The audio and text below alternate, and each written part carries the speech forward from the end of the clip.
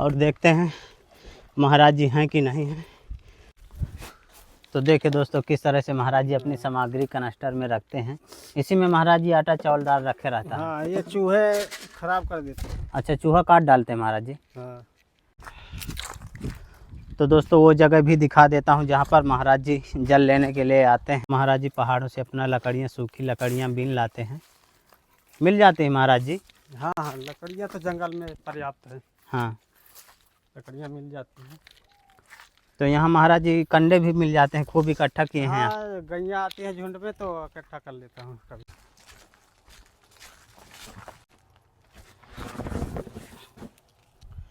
सीताराम दोस्तों आज आपको चित्रकूट के जंगलों में लेकर आया हूँ। जिस जगह मैं खड़ा हूँ ये सती अनसुईया जी का पहाड़ है।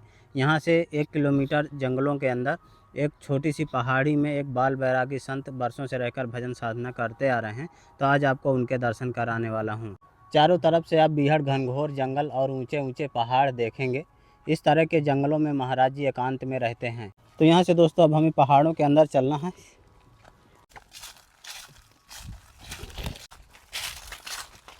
दोस्तों किस तरह के जंगल हैं और काफ़ी ख़तरनाक रास्ता भी है।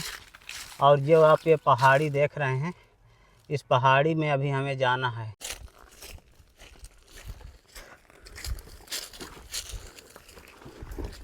तो दोस्तों मैं पहाड़ी के काफ़ी नीचे आ गया हूँ। ये देखिए पहाड़ी है। यहाँ से हमें अब महाराज जी की कुटिया में पहाड़ी के ऊपर जाना होगा। तो आइए दोस्तों चलते हैं।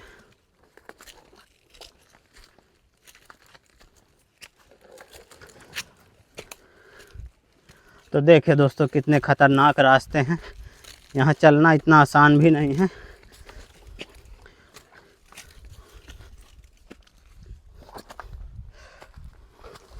देखिए रास्ते। दोस्तों आप बोलते हैं कि यहाँ खूंखार जानवर रहते हैं, जानवर भी दिखाया करें। तो हमको देखकर जानवर इधर उधर जंगल में छिप जाते हैं। आइए, काफ़ी वजन है दोस्तों, लेकर चलना बड़ा मुश्किल है। महाराज जी की कुटिया के नज़दीक जो पहुँच चुके हैं। बस 15 मिनट का रास्ता और है।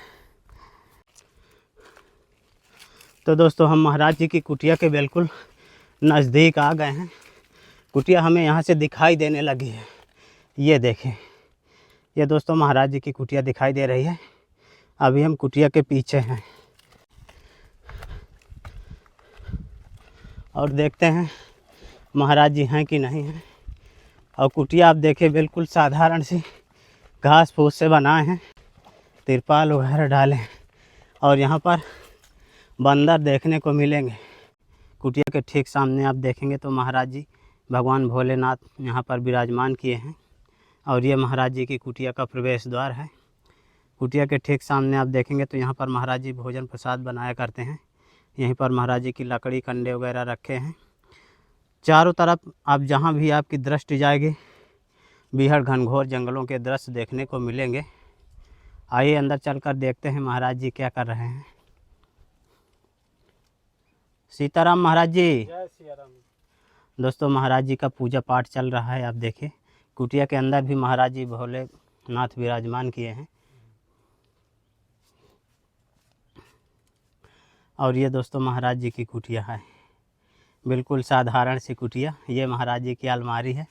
यहाँ पर महाराज जी अपना बर्तन वगैरह रखते हैं और नीचे अपना भोजन प्रसाद जो भी है तो रखते हैं। महाराज जी आपको खतरा नहीं रहता कि ये दरवाजा में जैसे तिरपाला लगी है कि फाड़ कर अंदर चले जाएंगे? सब ईश्वर के भरोसे रहते हैं जी, उन्हीं की कृपा से होता है। वैसे तो आज तक नहीं हुआ है। हाँ। जानवर तो बहुत आते हैं परंतु आज तक ऐसा नहीं हुआ है। ऐसा नहीं हुआ। अब महाराज जी पानी कहाँ से लाते हैं? यहाँ तो दूर दूर तक दिख नहीं रहा। नहीं, यहाँ से 1.5 किलोमीटर पड़ेगा मंदाकिनी, अच्छा तो वहीं से लाते हैं। जी, तो इसमें भर लाते होंगे महाराज जी डब्बों में? हाँ। सीताराम महाराज जी। जय सिया राम। महाराज जी आपकी सेवा में थोड़ी राशन सामग्री है। ये महाराज जी आपके लिए आटा है। महाराज जी आपकी सेवा में थोड़ी सब्जी है। और महाराज जी आपकी सेवा में मूंग की दाल है। और महाराज जी आपकी सेवा में चावल हैं। और महाराज जी आपकी सेवा में सरसों का तेल है। भोलेनाथ के लिए अगरबत्ती और ये सब्जी मसाला। कल्याण। महाराज जी इतने बीहड़ घनघोर जंगलों के अंदर आप कैसे रह लेते हैं, गुजारा कर लेते हैं? सब प्रभु की कृपा से रह लेते हैं। जी। महाराज जी यहाँ डर नहीं रहता कि खूंखार जानवर आ जाएंगे? नहीं, डर क्या रहेगा, ईश्वर के नाम पे हैं हम, तो वही अपना देख रेख करते हैं। जानवर आते भी हैं, आवाज़ भी करते हैं, सब प्रभु के भरोसे सब कट जाता है, बीत जाता है। जी। महाराज जी यहाँ भोजन प्रसाद की व्यवस्था कैसे होती है? जैसे आप सब आ गए तो आज हो गया 15-20 दिन का। तो महाराज जी आप थोड़ा आपके जीवन के बारे में जानना चाहते हैं कि आपको कैसे बैराग हुआ और चित्रकूट के जंगलों में कैसे पहुँच गए? बैराग तो भक्ति ईश्वर से तो मेरा बचपन से ही लगन है जी। उनसे, और वही पिछले जन्म का संबंध रहा होगा, इसलिए बचपन से ही उनसे प्रेम हो गया ईश्वर से। तो यहाँ महाराज जी कोई लेके आया है कि नहीं, अपने से उनके लगन खींच लाया, उनकी चाह। तो जब आप महाराज जी आए रहे होंगे तो ये कुटिया तो रही नहीं होगी? नहीं, ये कुटिया नहीं था, आया तो शुरू में बनाया था अपने हाथ से ही। जी। तो जब महाराज जी आप आए रहेंगे तो कुछ राशन पानी लेके आए रहे होंगे? हाँ, शुरू में तो वही कुछ नमकीन हो गया, बिस्कुट हो गया, यही खा के रहे। अच्छा। वैसे ही पहले जब तक झोपड़ी नहीं बनाता ऐसे ही बीत रहा था।